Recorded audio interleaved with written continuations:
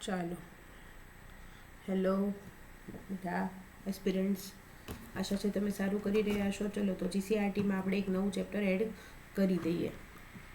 પહેલું એક ચેપ્ટર આપણે પહેલાં કરી નાખેલું છે, બરાબર. એ તમે આગળનો એક વિડીયો છે જોઈ લેજો. આમાં પ્લેલિસ્ટ બનાવી દીધેલા છે, બધા જ પ્લેલિસ્ટ. એટલે જીસીઆરટી વાળું 6 to 12 વાળું એક પ્લેલિસ્ટ છે ને, એની અંદર તમે જોઈ લેજો, બરાબર. હવે આની પછીનું આગળનું ચેપ્ટર જોઈએ. આ જો પહેલું ચેપ્ટર આપણે જે કર્યું હતું ને, એની અંદરથી પ્રશ્નો સરસ છે. જો આ રાણીની વાવ કોણે બંધાવી હતી, આવા બધા પ્રશ્નો એ કરી નાખો. અને તમારી પાસે પુસ્તક હોય તો જો ઉત્તર ભારતમાં કયા રાજાના અવસાન બાદ નાના નાના રાજ્યો સ્વતંત્ર થયા, ઉત્તર ભારતની વાત છે હો, બરાબર. પછી બુંદેલખંડનું કયું રાજ્ય પાછળથી, બુંદેલખંડનું રાજ્ય પાછળથી કયા નામે ઓળખાયું, આ તમારે બધા આગળથી જોઈને કહેવાના છે, હું તમને નહીં કહું, બરાબર. માળવાના પરમાર વંશના શાસકો નીચેનામાંથી કોનો સમાવેશ થતો નથી. જો આ પ્રકારના પ્રશ્નો પૂછાય છે, બરાબર. સીધા ફેક્ટ પૂછવા હોય તો આ રીતના પ્રશ્નો પૂછાય. આવા 5-6 પ્રશ્નો મળે ને તો કરી લેવા. પછી 8મી સદીમાં બંગાળમાં કયા વંશનું શાસન હતું, પાલ વંશનું હતું, બધાને ખબર છે. રાણીની વાવના કયા વંશના શાસનકાળમાં બનાવવામાં આવી હતી, ચલો આ તમારે જાતે જોવાનું છે. પછી આ રીતના પૂછાય, જો આ રીતના સેન વંશનો કયો રાજા, સોલંકી વંશનો કયો રાજા શાસક, આવી રીતના જોડકા જે છે એ ઓલામાંય પૂછાય છે આપણી એક્ઝામમાં. ચલો દિલ્હી સલ્તનત જોઈ લઈએ. જો કે છે ને રાજવંશો ખાલી એવો ટોપિક આપી દીધેલો છે, છતાંય આપણે થોડુંક આની અંદર જોઈ લઈએ. સાવ પેલું બંધ નથી કર્યું, બરાબર. શું કહેવાય એને, શું થાય છે, ચાલો એક જ મિનિટ હો, પેન કાઢી લો અને પછી આપણે આ ચેપ્ટર ચાલુ કરી દઈએ. જે પણ ઇમ્પોર્ટન્ટ હશે આની અંદરથી આપણે કરી દઈશું.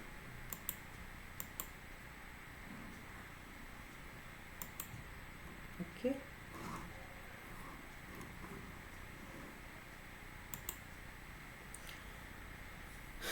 પ્રાચીન કાળથી જો આવું ચેપ્ટર વાઇઝ મારી સાથે તમે જોશો ને તો એવાને તમે એક વખત ચોપડી જોઈ પણ લેશો, બરાબર. નહીંતર સાથે જાતે જોવાનું મન થશે નહીં.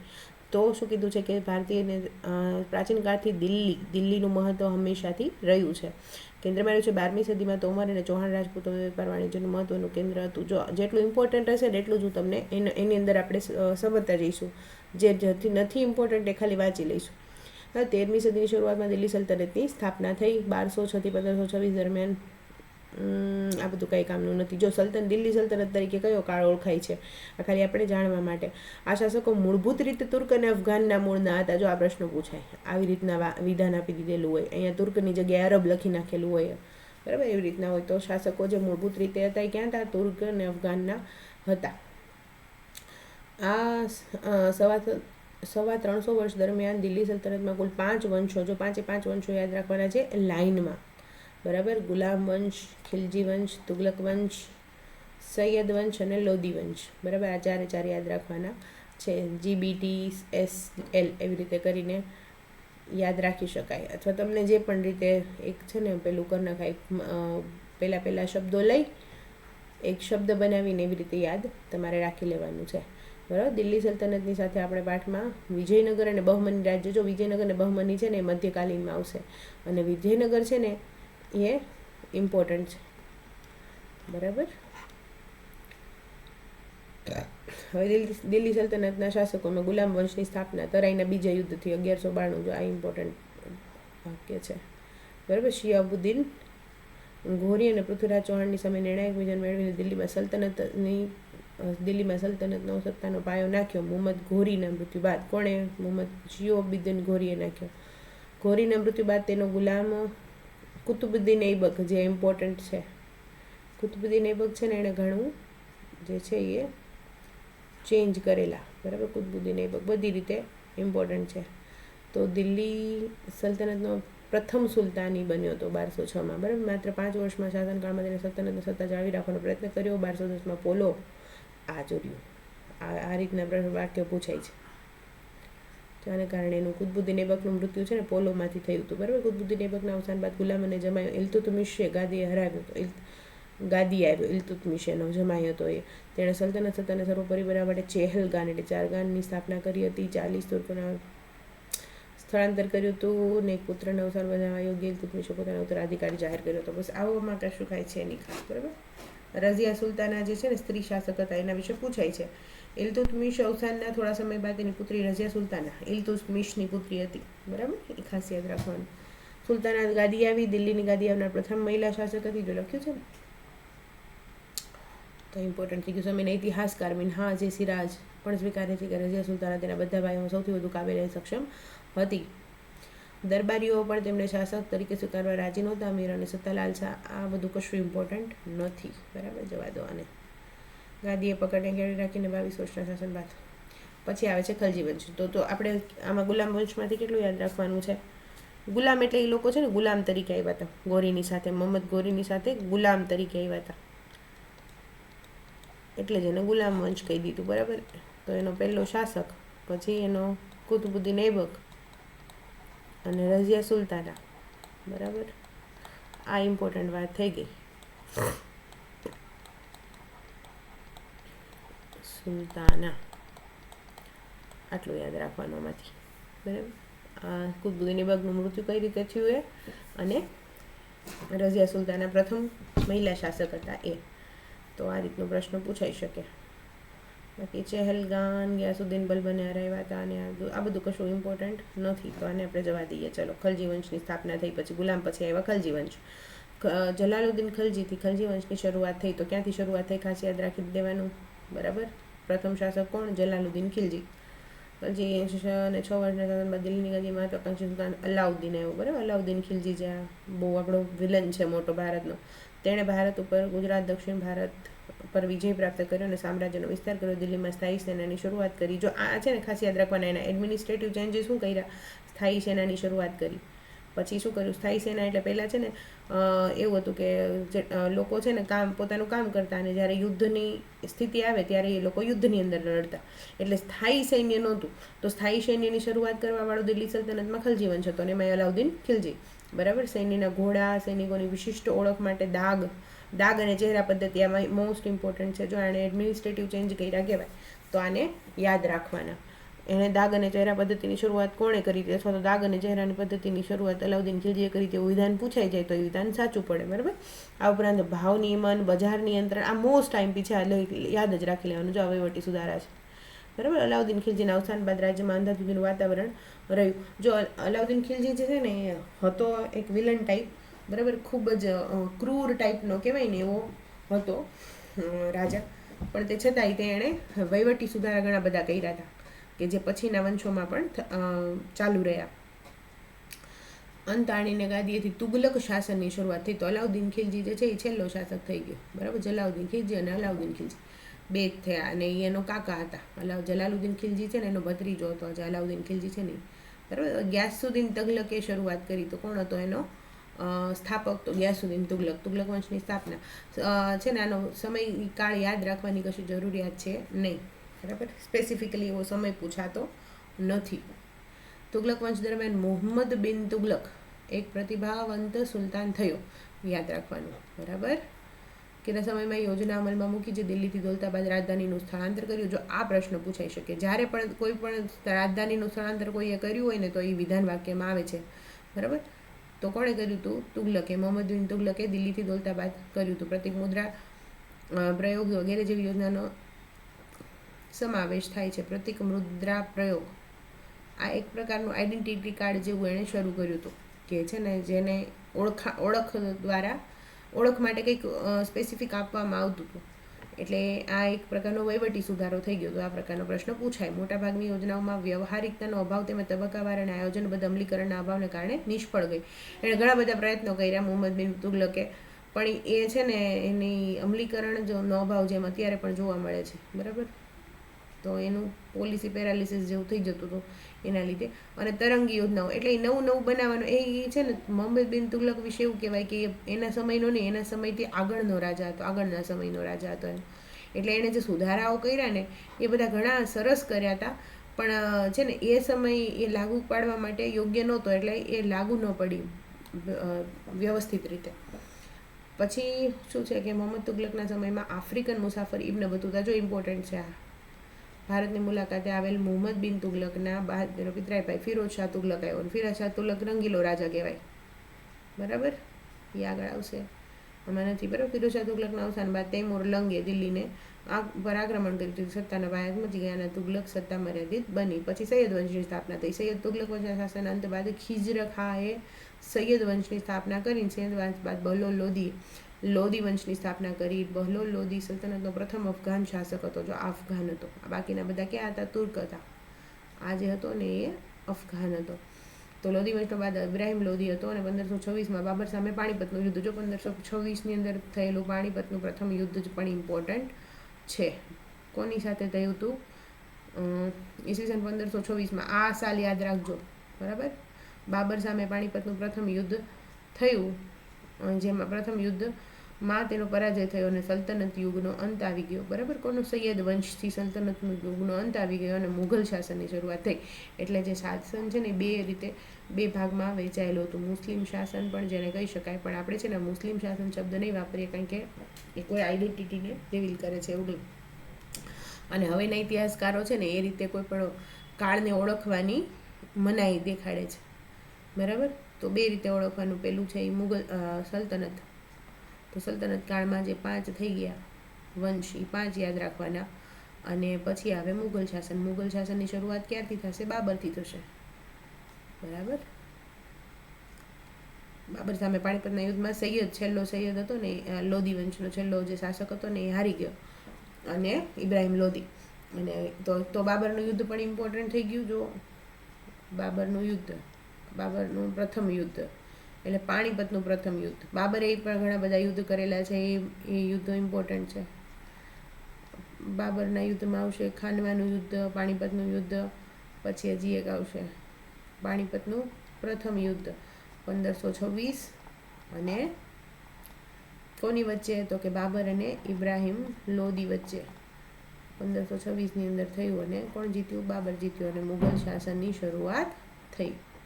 બરાબર, તો આ ઇમ્પોર્ટન્ટ છે, એટલું યાદ રાખવાનું છે. ચલો હવે આગળ વધીએ.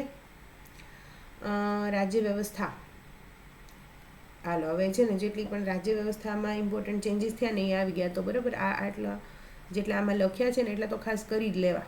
બરાબર, કારણ કે આ એક તો શું છે, સાવ ઇઝી ભાષામાં અને સાવ બેઝિકમાં લખેલું હોય, એટલે આપણને જલ્દીથી યાદ રહી જાય. તો આ છે ને આ ફાઉન્ડેશન એટલા માટે જ કહેવાય. જો આ ફાઉન્ડેશન સરસ મજાનું થઈ જાય ને પછી આગળના પ્રશ્નો છે ને થોડાક તમે ગેસ વર્કથી, થોડાક એલિમિનેશનથી કરી શકો.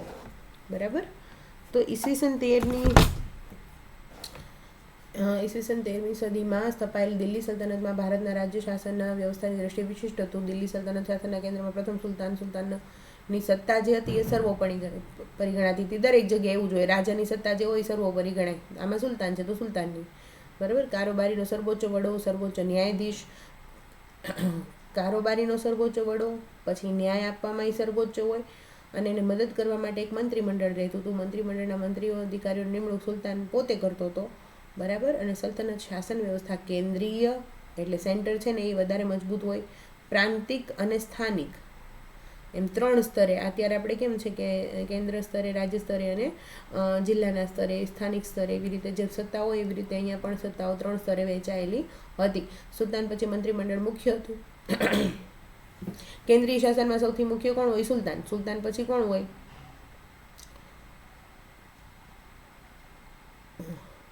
સુલતાન પછી મંત્રીમંડળ હોય. સુલતાનનો પ્રધાનમંત્રી જે હોય ને વજીર કહેવાય. જો આ શબ્દો યાદ રાખવાના. પછી વહીવટીતંત્રનો ભાગ વડો હતો. પછી ઉપરાંત મંત્રીમંડળમાં સેના વિભાગ હતો, પત્ર વ્યવહાર વિભાગ હતો, ધર્મ વિભાગ હતો, વિદેશ વિભાગ હતો, ગુપ્તચર વિભાગ હતો. જો આ બધા વિભાગો અલગ અલગ હતા. બરાબર, તો આખી રાજ્ય વ્યવસ્થા થઈ ગઈ. તો આટલી વસ્તુ તો ખાસ યાદ રાખવાની જ તે. તો આને યાદ રાખવા માટે શું છે, એકાદી વાર વાંચી લો પછી બહુ યાદ રાખવા માટે આમાં નોટ્સ બનાવવાની જરૂર નથી. આપણને આ ખબર જ હોય બધી. આવું કંઈક પૂછે તો આપણને આવડે. બસ થોડા ઘણા અંશે આધુનિક મંત્રીમંડળ જેવી આની રચના હતી. બરાબર, પછી પ્રાંતીય શાસન કઈ રીતનું હતું? કેન્દ્રમાં શાસન આ રીતનું હતું કે સુલતાન મુખ્ય હતો અને મંત્રીમંડળ મુખ્ય હતો, અને જે પ્રધાનમંત્રી હતો એ વજીર કહેવાતો. પછી પ્રાંતીય શાસનમાં શું હતું? તો કે સલ્તનત કાળમાં પ્રાંતમાં જાગીરમાં વહેંચવામાં આવતું હતું. એને ઇકતા કહેવામાં આવતું હતું. જો આ ઇમ્પોર્ટન્ટ થઈ જાય, ઇકતા. બરાબર, ઇકતાનો વડો જે હોય ને એને ઇકતદાર અથવા તો મુક્તિ કહેવામાં આવતું. તો મુક્તિથી તમે શું સમજો છો એવો પ્રશ્ન સીધો પૂછાઈ જાય. તો મુક્તિ ઇમ્પોર્ટન્ટ થઈ ગયું.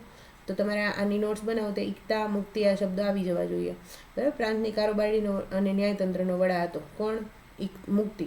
પ્રાંતની જગ્યાએ પ્રાંતમાં, કેન્દ્રમાં તો સુલતાન મુખ્ય હતો, તો પ્રાંતીય સ્તરે કોણ હતું? તો કે એકતા મુખ્ય હતો, બરાબર.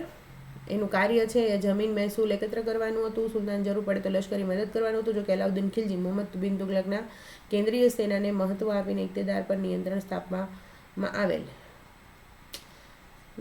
અલાઉદ્દીન ખિલજી જે હતો ને એ માણસ એવો હતો કે એને છે ને કોઈ ઉપર ભરોસો નહોતો, એટલે કેન્દ્રીય સેનાને વધારે મહત્વ આપતો અને ઇક્તેદારો પર એનું નિયંત્રણ સ્થાપવાનો પ્રયત્ન કરતો, બરાબર. સ્થાનિક શાસન, હવે સ્થાનિક તો ગ્રામ્ય સ્તરે અથવા તો જિલ્લા સ્તરે કઈ રીતના હતું? તો કે જિલ્લાને તાલુકામાં વેચાયેલું હતું, જેમ અત્યારે છે એમ જ. અનુક્રમે એને શીખ કહેવાતું અને પરગણા કહેવાતું. જો પરગણા શબ્દ આ મુગલ સલ્તનતથી એટલે અથવા તો શું કહેવાય સલ્તનત કાળથી આવેલો આવે છે, બરાબર. પરગણા શબ્દ ઇમ્પોર્ટન્ટ છે. તો શીખ અને પરગણા શબ્દ યાદ રાખવાના. એનો મુખી કે મુકાદમ કહેવાતો, બરાબર. અને પટવારી અને કારકુન, જો હજી પટવારી શબ્દ આપણે ઉપયોગમાં લઈએ છીએ તો પટવારી અને કારકુન શબ્દ જે એડમિનિસ્ટ્રેટિવ વર્ડ્સ છે ને, એક એડમિનિસ્ટ્રેટિવ ટર્મિનોલોજી એવો એક પેલામાં આવે ઇંગ્લિશમાં. તો આ પટવારી અને કારકુન શબ્દ જે છે ને એ ક્યાંથી લેવામાં આવેલા? તુર્કીમાંથી લેવામાં આવેલા છે, બરાબર. તુર્કી ભાષા છે ને એના શબ્દો છે જે હજી પણ આપણે અહીંયા એડમિનિસ્ટ્રેશનમાં વપરાય છે, બરાબર. બિહાર બાજુ જે તલાટી મંત્રી હોય ને એને પટવારી કહેવાય. પછી શું છે? કિલ્લા અને અન્ય બાંધકામ. તો આ જો આ થઈ ગયું કલ્ચરવાળો પાર્ટ. તો એની અંદર શું શું આવશે? શૈલીના સ્થાપત્ય, ભારતીય ઇસ્લામિક શૈલીના સ્થાપત્યોના નિર્માણ દિલ્હી સલ્તનતની સ્થાપનાથી થયા. એની અંદર કયા કયા આવશે? તો કિલ્લાઓ આવશે, મસ્જિદો, મકબરા, મકાનો, બગીચા, દરવાજા, મિનારાઓ વગેરેની સ્થાપત્ય કલા નોંધપાત્ર. આમાં કંઈક છે ને કુવત ઉલ ઇસ્લામ. આ જો કુતબુદ્દીન એબકના સમયમાં દિલ્હીમાં કુવત ઉલ ઇસ્લામ નામની મસ્જિદનું નિર્માણ થયું હતું, બરાબર. હા, યાદ રાખવાનું. એબકે બંધાવેલ બીજી મહત્વની ઇમારત કુતુબ મિનાર છે, જે આપણને તો ખબર જ છે, બરાબર. કુતુબ મિનાર છે ને એ કુતબુદ્દીન એબકે બંધાવેલી છે. કુતબુદ્દીન એબક ક્યાં આવેલી છે કુતુબ મિનારી? તમારે મને કહેવાનું છે. કુતબુદ્દીનના સમયમાં તેનો એક જ માળ બાંધી શકાયો હતો, જો આર્યો કુતુબ મિનાર, બરાબર. તેના અવસાન પછી એનું કામ જે છે ઇલ્તુત્મિશે પૂરું કર્યું. ફિરોઝ શાહ તુગલક અને સિકંદર લોધી તેનો જીર્ણોદ્ધાર કરાવેલો. કુતબુદ્દીન એબક નિર્મિત એક ઇમારત 2.5 દિન કા ઝોપડા, જો આ રીતે બનાવેલી છે. મસ્જિદ અજમેરમાં આવેલી છે, આ યાદ રાખવાનું, બરાબર. ઇલ્તુત્મિશના સમયમાં હોજે શમી, શમીદગાહ, જુમા મસ્જિદ વગેરેનો સમાવેશ થાય છે. ખલજી વંશ દરમિયાન અલાઉદ્દીન ખિલજીએ આ કોના હતા? એબકના હતા, કુતબુદ્દીન એબકના. હવે ખલજી વંશ આવ્યો. ખલજી વંશની અંદર શું આવ્યું? અલાઈ દરવાજા એણે બંધાવેલા છે. પછી સિરી નામનો એક કિલ્લો એણે બંધાવેલો હતો અને સિરી નામનું નગર પણ એને વસાવેલું છે. અને હોજે ખાસનો સમાવેશ થાય છે. તુગલક શાસન દરમિયાન તુગલકાબાદ, ફિરોઝાબાદ, હિસાર, જોનપુર, ફિરોઝપુર, જેના શબ્દો જેના અમુકના નામ અત્યારે બદલાવ્યા છે એ ખાસ યાદ રાખજો, પણ આમાંથી તો લગભગ એકના નથી બદલાવ્યા. ફિરોઝપુર, જોનપુર, ફતેહાબાદ એવા નગરો એણે વસાવ્યા. આ સમયગાળા દરમિયાન દિલ્હીમાં અનેક કિલ્લાઓ, મસ્જિદો, તળાવો, મહેલો, સ્નાનાગરો, મકબરાઓ આ બધું બન્યું. લોધી વંશના બરાબર સૈયદ લોધી વંશના મસ્જિદનું નિર્માણ થયું ને ગુંબજ શિહાબુદ્દીન આ કશું કામનું નથી. 2.5 દિન કા ઝોપડા છે, જો અજમેરમાં આવેલી છે, અજમેર શરીફ. વિજયનગર સામ્રાજ્ય. હવે જો વિજયનગર સામ્રાજ્ય સાંસ્કૃતિક પાઠ પૂરો થઈ ગયો. જો આપણે કેટલું કરી નાખ્યું, રાજકીય ફેરફારો જે પણ કાંઈ કર્યા એ કરી નાખ્યા, સાંસ્કૃતિક એ કરી નાખ્યા, બરાબર. તો આખું આ સલ્તનત કાળનું થઈ ગયું સરસ મજાનું. અને કોણે શું બંધાવ્યું એ ખાસ યાદ રાખજો. તો આમાંથી તમને 7-8 ફેક્ટ સરસ મજાના એક ચેપ્ટરમાંથી જ મળી ગયા. પછી વિજયનગર સામ્રાજ્યમાં તુગલક વંશના નિર્બળ સુલતાનોના સમયમાં દિલ્હી સલ્તનતના વિઘટનની પ્રક્રિયાનો પ્રારંભ થયો. એટલે છે ને કેન્દ્રીય કોઈ શાસન જે હતું ને મજબૂત હોવું જોઈએ, એ મજબૂત નહોતું. એટલે શું થયું? તો એનું વિઘટન થવા માંડ્યું. જ્યારે કોઈ કેન્દ્રમાં સત્તા જે છે ને એ પેલી ન હોય ને શું કહેવાય એને મજબૂત ન હોય, તો પછી જે પણ રાજ્યવાળા હોય ને એ બધા છે ને શું કહેવાય ફ્રી થઈ જાય. અને એને ખબર પડે કે ઉપર તો કોઈ આપણને કહેવાવાળું નથી. જેમ કે મમ્મી પપ્પા ક્યારેક બહાર ગયા હોય તો છોકરાઓ છે સંતાનો બધા એ ગાંડા થઈ જાય ઘરમાં, એના જેવું થયું, બરાબર. એટલે નિર્બળ તુગલક વંશની અંદર સુલતાનો બધા નિર્બળ હતા. મોહમ્મદ બિન તુગલક જો ને એણે બધી નીતિઓ અખ્તિયાર કરી પણ કાંઈ ચાલી નહીં. તો દિલ્હી સલ્તનતના વિઘટનની પ્રક્રિયાનો પ્રારંભ થયો. એમાં સૈયદ વંશ અને લોધી વંશ દરમિયાન આ પ્રક્રિયા ઝડપી બની ગઈ, કારણ કે ઉત્તરોત્તર જે છે ને એ બધા નબળા પેલા આવતા ગયા. પછી તૈમૂરનું આક્રમણ થયું એટલે વધુ સ્થિતિ ખરાબ થઈ ગઈ.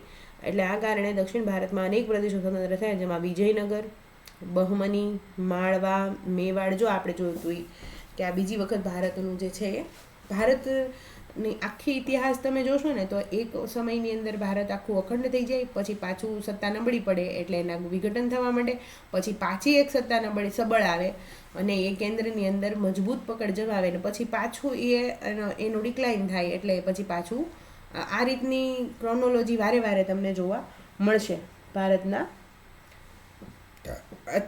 પહેલામાં, બરાબર, ઇતિહાસમાં. તો બંગાળ, જોધપુર વગેરેનો સમાવેશ થાય છે. અહીં વિજયનગર અને બહમની રાજ્ય વિશે થોડી માહિતી મેળવવાની છે, કારણ કે એ મહત્વના હતા, બરાબર. માળવા, મેવાડ, બંગાળ એની અંદર પણ અલગ અલગ પ્રકારના શાસકો પછી ત્યારે આવ્યા હતા. તો હરિહર રાય અને બુકારાય, આની સ્ટોરી બહુ ઇન્ટરેસ્ટિંગ છે કે આને છે ને પેલું શું કહેવાય, મુસ્લિમ ધર્મ પેલું કન્વર્ટ કરી દીધા હતા. મુસ્લિમ ધર્મ અપનાવવા માટે ફરજિયાત પહેલાં ધર્મ પરિવર્તન કરાવડાવવામાં આવ્યું હતું. પછી એ લોકોએ મનમાં રાખ્યું કે અમે જ્યારે સમય અમારો આવશે ત્યારે અમે વળતો પ્રહાર કરીશું, અને એ લોકોએ એવું જ કર્યું. અને સમય આવ્યો ત્યારે એ લોકોએ પછી પોતે સ્વતંત્ર થઈ ગયા, બરાબર. આ બે ભાઈઓ હતા, હરિહર રાય અને બુકારાય. 1336 આ ખાસ યાદ રાખજો, અમુક સાલ યાદ રાખવાની, બરાબર. તો 1336ની અંદર હરિહર રાય અને બુકારાય નામના બે ભાઈઓ તુંગભદ્રા નદીને કિનારે પોતાના રાજ્યની રાજધાની બનાવી અને વિજયનગર, વિજય કંઈક એના પપ્પાનું નામ હતું, એના પરથી વિજયનગર સામ્રાજ્ય રાખ્યું અને એનો પાયો નાખ્યો. શરૂઆતમાં આની કરતા તેમના ગુરુ સ્વામી વિદ્યારણ્યના નામ પરથી વિદ્યાનગર રાખવામાં આવ્યું હતું. પાછળથી સમ્રાટોની લશ્કરી સફળતાને કારણે વિજયનગર તરીકે ઓળખાયું. એના સ્વામી, બરાબર, આ જે છે આ પોઈન્ટ યાદ રાખવાનો, તરીકે ઓળખાણ પામ્યું હરિહર રાય અને બુકારાય. જો આ ટાઈપના ફેક્ટ જ્યારે વાંચતા હો ને તો આવું યાદ રાખવાનું, આ પ્રકારના વિધાનો પૂછાય છે. તો હરિહર રાય અને બુકારાય નામના બે ભાઈઓએ તુંગભદ્રા નદીના કિનારે, કઈ નદી? તુંગભદ્રા નદી. આવા નદીઓના નામ આવે ને ત્યારે ખાસ યાદ કરી નાખવાના. વિદ્યાનગર તરીકે ઓળખાતું હતું. પછી સમ્રાટોના લશ્કરી સફળતા કારણે તેને વિજયનગર તરીકે ઓળખવામાં આવ્યું. અને હરિહર રાય અને બુકારાય સંગમ વંશના રાજા હતા, યાદ રાખવાનું. સંગમ, સાલુ, તુલુ એ આવશે જો આવ્યા. વિજયનગર સામ્રાજ્યમાં સંગમ હતા, સાલુ, તુલુ અને અરુવિંદુ, આ 4 શાસન હતા. તો વિજયનગરમાં કયા કયા 4 થઈ ગયા? તો આ નીચેના 4 થઈ ગયા. પછી એના છે ને સ્પેસિફિક બધા રાજાઓ છે, પણ એટલું બધું યાદ રાખવાની જરૂર નથી. હરિહર રાય પ્રથમે બુકારાય નાના રાજાને સામ્રાજ્ય બનાવવાનું મહત્વનું યોગદાન આપ્યું. સાલુવ વંશના શાસન પછી તુલુ વંશની સ્થાપના થઈ. બસ આમાં જો આનું ખાલી નામ જ આપી દીધું છે, આના વિશે કોઈ બહુ માહિતી આપી નથી. તુલુ વંશમાં પછી આવ્યા કૃષ્ણદેવરાય, બરાબર. આ યાદ રાખવાનું, કૃષ્ણદેવરાય વારે વારે પૂછાય છે, કૃષ્ણદેવરાય ઇમ્પોર્ટન્ટ છે, બરાબર. શ્રેષ્ઠ શાસક થયો, જે તુલુવ વંશનો જ નહીં સમગ્ર વિજયનગરનો સામ્રાજ્યનો સર્વશ્રેષ્ઠ શાસક સાબિત થયો. એટલું જ નહીં, તેણે ભારતમાં એક મહાન શાસક બનવાનું ગૌરવ પણ મળ્યું. કોને? કૃષ્ણદેવરાયને આપણને ખબર છે, બરાબર. તેણે શાસન દરમિયાન અનેક વિજયો હાંસલ કર્યા. કૃષ્ણદેવરાયના મોટાભાગનું જીવન યુદ્ધભૂમિ પર પસાર થવા છતાં તેણે વહીવટી તંત્રની પણ ઉપેક્ષા કરી ન હતી. વહીવટી તંત્રમાં પણ કૃષ્ણદેવરાયે સારા એવા પેલા કર્યા હતા, ચેન્જીસ કર્યા હતા. તેણે રાજ્યના તળાવો, નહેરો ખોદાવીને ખેતીવાડીને સમૃદ્ધ કરી, કેટલાક અયોગ્ય વેરાઓ નાબૂદ કરી દીધા, બરાબર. અને પ્રજાનો પ્રેમ મેળવ્યો. વિજયનગરની પાસે નાગલપુર નામનું નગર વસાવ્યું અને અનેક વિધિ ઇમારતો અને મંદિરોથી એને શણગાર્યું. કૃષ્ણદેવરાય પોતે વિદ્વાન હતો અને તેલુગુ ભાષામાં અનેક ગ્રંથો લખ્યા. આંધ્રના ભોજક તરીકે એને ઓળખવામાં આવે છે. એક મત્ત વિલાસ પ્રહસન નામનું એકનું કૃષ્ણદેવરાયનું પુસ્તક હતું. મત્ત વિલાસ પ્રહસન, આ એક વિનોદનું પુસ્તક હતું.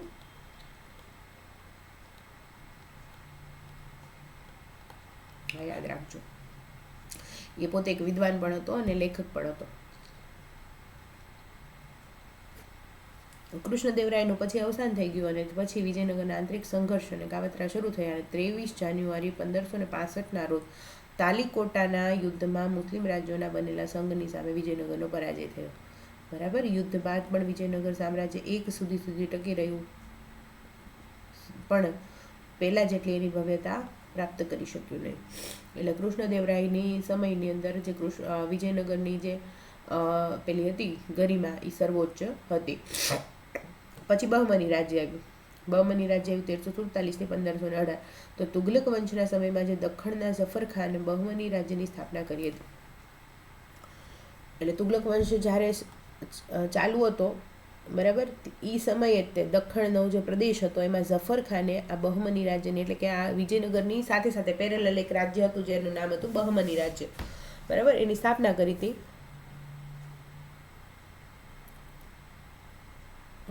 આ રાજ્યે લગભગ 1.5 સદી સુધી દક્ષિણ ભારતની રાજનીતિને પ્રભાવ પાડ્યો. ઝફર ખાને અલાઉદ્દીન બહમન શાહ નામ ધારણ કરીને સ્વતંત્ર શાસન કર્યું. તેણે નવા શાસનમાં ગુલમર્ગને બનાવીને, આ કંઈ ખાસ ઇમ્પોર્ટન્ટ છે નહીં. ત્રીજાનું નોંધપાત્ર છે, એમાં કશું ખાસ છે નહીં, જવા દો આને. એક વખત તમે છે ને આમાં વાંચી જજો, પણ આમાં કશું પૂછાય એવું ખાસ મને લાગતું નથી. પછી દિલ્હી શાસનનો અંત આવી ગયો, બરાબર. દિલ્હી શાસનની સ્થાપના 1206માં ગુદબુદ્દીન એબક દ્વારા થઈ અને 320 વર્ષ પછી 1526માં ઇબ્રાહિમ લોદીના સમયની અંદર એનો અસ્ત થઈ ગયો. બસ આ બે ઇફેક્ટ ઇમ્પોર્ટન્ટ છે, બરાબર. આ તમારે બે યાદ રાખવાના, 1206 અને 1526ની અંદર ઇબ્રાહિમ લોદીના શાસન દરમિયાન શાસનનો અંત થઈ ગયો. લગભગ 350 વર્ષ દરમિયાન યોગ્ય, શક્તિશાળી અને કેટલીક વાર નિર્બળ સુલતાનો પણ ગાદી પર આવ્યા અને દિલ્હીના મુસ્લિમ રાજ્ય કશું છે નહીં કામનું, બરાબર. આ ચેપ્ટર અહીંયા પૂર્ણ થઈ ગયું. જો આના આપણે જોઈ જ લઈએ તો દિલ્હી સલ્તનતના ચહેલગાહની સ્થાપના કોણે કરી હતી? ઇલ્તુત્મિશે, બરાબર. દિલ્હી સલ્તનતના પ્રથમ મહિલા શાસક કોણ હતા? રઝિયા સુલતાના. દિલ્હી શાસકના તરંગી યોજના માટે કોણ ઓળખાય છે? મોહમ્મદ બિન તુગલક, બરાબર. વિજયનગર સામ્રાજ્યની સ્થાપના કોણે કરી હતી? તો હરિહર રાયને બુકારાય 1336માં. ઢાઈ દિન કા ઝોપડા અજમેર શહેરમાં આવેલી છે. દિલ્હી સલ્તનતની શાસન વ્યવસ્થાના કેન્દ્રમાં કોણ હતો? સુલતાન હતો. સુલતાન જે છે એ સૌથી વધારે ઇમ્પોર્ટન્ટ પદ હતું. દિલ્હી સલ્તનતનો અંતિમ શાસક હતો ઇબ્રાહિમ લોદી. શ્રીનગર કોણે વસાવ્યું હતું? અલાઉદ્દીન ખિલજીએ, બરાબર. કુતુબ મિનાર ક્યાં આવેલો છે એ તમારે મને કહેવાનું છે. પાણીપતનું પ્રથમ યુદ્ધ એ આપણે જોઈ લીધું, બરાબર. આ કશું કરવું નથી હવે. ચલો, હવે ટાઈમ છે તે થોડો ઘણો તો આપણે મુગલ સામ્રાજ્ય પણ કરી લઈએ, બરાબર. હાલો, મુગલ શાસનની સ્થાપના બાબરે આપણે જોયું ને, પાણીપતના પ્રથમ યુદ્ધની અંદર 1526ની અંદર કોની કની ઇબ્રાહિમ લોદી અને બાબર વચ્ચે થઈ હતું. તો બાબરે ઇબ્રાહિમ લોદીને હરાવીને બાબરે મુઘલ સામ્રાજ્યની સ્થાપના કરી. તો સલ્તનતનો અંત આવ્યો. એનું નામ હતું ઝહીરુદ્દીન મુહમ્મદ બાબર હતું. ઇમ્પોર્ટન્ટ છે, યાદ રાખજો. બાબર ઇબ્રાહિમ લોદી વચ્ચે પાણીપતનું યુદ્ધ થયું, જેને પાણીપતના પ્રથમ યુદ્ધ તરીકે ઓળખવામાં આવે છે. પાણીપતના 3 યુદ્ધ થાય, એમાં પાણીપતનું બીજું ત્રીજું યુદ્ધ મરાઠાઓ અને પેલા વચ્ચે થાય. બોલો બેટા, બોલો, શું થયું? કેમ આવું લેવો દીકા? ઇબ્રાહિમ લોદીને હરાવ્યા અને ભારતને મુગલ સામ્રાજ્યની સ્થાપના કરી. મુગલ શાસકોમાં જો બાબર, હુમાયુ, અકબર, જહાંગીર અને શાહજહાં અને ઔરંગઝેબ, આ બધા ઇમ્પોર્ટન્ટ છે. બધા વિશે બબે 4 વાક્યો તો યાદ રાખવા જ, બરાબર. પછી થોડુંક તમે જો પ્રશ્ન પૂછાય તો થોડું ગેસ વર્ક થઈ જાય. એટલે આમાં જેટલું આપેલું છે ને મુગલ સલ્તનત અને મધ્યકાલીન ભારતનું, એટલું તો તમે ખાસ કરી જ લેજો, બરાબર. આમાંથી જો પ્રશ્ન આવી જાય તો તમારું કામ થઈ જાય. બાબર કુશાગ્ર બુદ્ધિ, સાવ કોઈ વસ્તુને છોડી દેવી એના કરતાં જો 15-20 મિનિટમાં થઈ જતું હોય તો કરી નાખવું, એ એક સારો રસ્તો છે, બરાબર. 1500 બાબર ક્યાં સુધી રહ્યો? પછી તો બાબર કુશાગ્ર બુદ્ધિવાળો શક્તિશાળી યોદ્ધા હતો. મોટે ભાગે એણે યુદ્ધ જ કર્યા, બરાબર. ફારસી અને અરબી ભાષાનો જાણકાર હતો. આ ખાસ યાદ રાખવાનું, બરાબર. એટલે પ્રકૃતિ પ્રેમી લેખક હતો. તેણે આત્મકથા તુઝુ કે બાબરી લખેલી છે અને એને બાબરનામા પણ કહેવાય, બરાબર. તો આ એણે પોતાની જાતે લખેલી છે. પછી બાબરની હજી એક આત્મકથા છે, એ બીજા એની બેને લખેલી છે લગભગ, એવું આવશે આગળ. તો હુમાયુ, પછી બાબર પછી એનો પુત્ર હુમાયુ આવ્યો. હુમાયુ શું કર્યું? જો આ 1530 થી 40 અને પછી 55, તો વચ્ચેનું કેમ 40 થી 55 સુધીનું શું થયું? તો એટલા સમયમાં શેરશાહ સૂરી આવી ગયો હતો પહેલામાં. પછી હુમાયુએ ફરીવાર એને હરાવ્યો અને પછી 1555માં ફરીવાર સત્તા સ્થાપી. જો આગળ જોશું. હુમાયુ ઈસવીસન 1530માં દિલ્હીની ગાદી પર બેઠો અને હુમાયુનો અર્થ થાય નસીબદાર, બરાબર. નસીબદાર, પરંતુ તેને જીવનમાં અનેક મુશ્કેલીઓનો સામનો કરવો પડ્યો. ત્યારે ગુજરાતના સુલતાન બહાદુર શાહ અને બિહારના શક્તિશાળી શાસક શેરશાહ સાથે યુદ્ધ થયા. 2 યુદ્ધ. જો સુલતાન બહાદુર શાહ ગુજરાતના અને શેરશાહ સાથે એને યુદ્ધ થયેલું. કનૌજના યુદ્ધ શેરશાહે હુમાયુને હરાવીને ભારતની બહાર કાઢી મૂક્યા હતા. હુમાયુ બાદશાહમાંથી બેરોજગાર થઈ ગયો હતો અને પછી ઈરાન ચાલ્યો ગયો. થોડા વર્ષો બાદ ભારત પર ફરી ચડી આવ્યો અને ઈરાનના શહેનશાહની મદદથી એણે કાબુલ અને કંદહાર જીતી લીધા હતા, એટલે અફઘાનવાળો પાર્ટ, બરાબર. અને પુનઃ પોતાની સત્તા સ્થાપિત. હુમાયુ પોતાના પિતાની જેમ વાંચન લેખનનો શોખીન હતો. તેણે દિલ્હી પાસે દીનપનાહ નગર વસાવ્યું હતું, આ યાદ રાખવાનું. સાંજના સમયે પ્રાર્થના સમયે વાંચનાલયમાંથી ઝડપથી પગથિયા ઉતરી જતા એનું મૃત્યુ થઈ ગયું, બરાબર. પડી જવાથી એનું મૃત્યુ થઈ ગયું. શેરશાહ સૂરી જોયું 1540 થી 45, 15 વર્ષ એણે શાસન કર્યું હતું. 15 વર્ષ શાસન કર્યું અને એમાં એણે ઘણા બધા ચેન્જીસ કર્યા અને એ ચેન્જીસ એટલા બધા ઇમ્પોર્ટન્ટ છે કે આજના સમયે પણ આપણે એને વાપરીએ છીએ, બરાબર. આજના સમયે પણ વહીવટી તંત્રમાં એનું ઘણું બધું જે છે એમને એમ આપણે અપનાવેલું છે. શેરશાહ અફઘાન વંશનો મુસ્લિમ હતો, અફઘાનનો હતો, બરાબર. તેનું મૂળ નામ ફરીદ ખાં હતું. હુમાયુને હરાવીને ભારત પર પોતાની સત્તા એણે સ્થાપી હતી, માત્ર 15 વર્ષ માટે. સુધારક અને ન્યાયપ્રિય હતો. ડાકુ લૂંટારાઓને અંકુશમાં લઈને તેણે રાજ્યમાં શાંતિની સ્થાપના કરી, નવી ટપાલ વ્યવસ્થા ઊભી કરી. ઇમ્પોર્ટન્ટ શેરશાહ સૂરી ખાસ ઇમ્પોર્ટન્ટ છે આપણા માટે, બરાબર. વેપારીની યાત્રાઓ માટે ધર્મશાળાઓ બંધાવી હતી. પછી રૂપિયાનું ચલણ શરૂ કરવાવાળો વહેલો શેરશાહ સૂરી હતો, બરાબર. વિશાળ સેના નિર્મિત કરી. એક મહાન રાજમાર્ગ ગ્રાન્ડ ટ્રંક રોડ બનાવ્યો તો કોણે? શેરશાહ સૂરીએ. બંગાળ અને ઉત્તર ભારત સુધી વિસ્તરેલ છે, બરાબર, જે આજે પણ છે.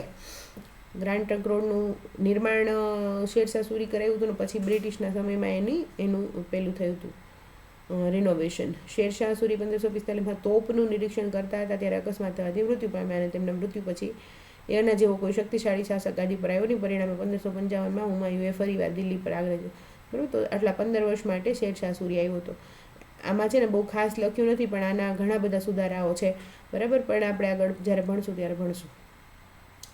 પછી આવ્યો અકબર, જેને આપણને ખબર છે દીન ઇલાહી ધર્મની એણે સ્થાપના કરી હતી અને શાંતિપ્રિય અને સહિષ્ણુ હતો, બરાબર. ભારતના ઇતિહાસમાં ગણના પાત્ર સ્થાન ધરાવે છે. તેનો જન્મ 1542માં અમરકોટના હિન્દુ રાજપૂતના ઘરે થયો હતો.